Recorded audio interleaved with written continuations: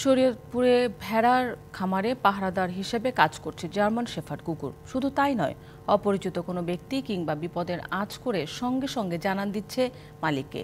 খামার দেখাশোনায় এমন পন্থায় খুশি স্থানীয়রাও।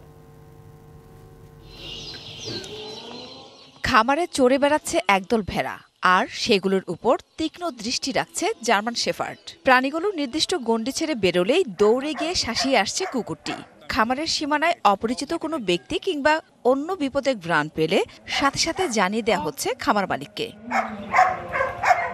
এমন দৃশ্য বিদেশে দেখা গেলেও বাংলাদেশের গ্রামাঞ্চলে বিরল।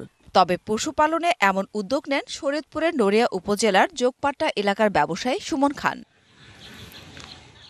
অনেকটা শখের বশেই 2 বছর আগে গ্রামের বাড়িতে 30টি ভেড়া আর অল্প কিছু ছাগল নিয়ে সুমন শুরু করেন খামার।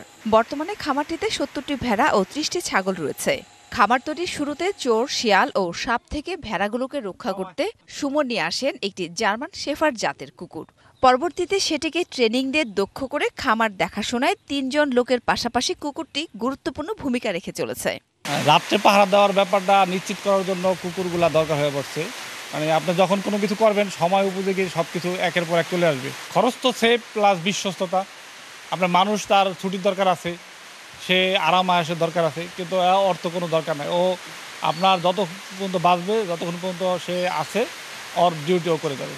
কুকুর দিয়ে ভেড়া পালনের এমন অভিনব পন্থার প্রশংসা করেন সবাই। আগে তো কখনো দেখিনি এভাবে যে একটা ভেড়ার ফার্ম এভাবে কুকুরে পাহারা দেয়, প্রথম দেখলাম আর কি। ভেড়াগুলার ছাগলগুলা নিয়ে ঘাস টাস খাওয়ায়, ছাগল বেড়ালে বাইরে দিলে ভয়েই খায়। জার্মান শেফার্ড ছাড়াও এ খামারে আরও একটি বিদেশি কুকুর রয়েছে। বাইরের কোনো লোক দেখলেই দুটি কুকুরই জানান দেয়া শুরু করে। DBC news desk.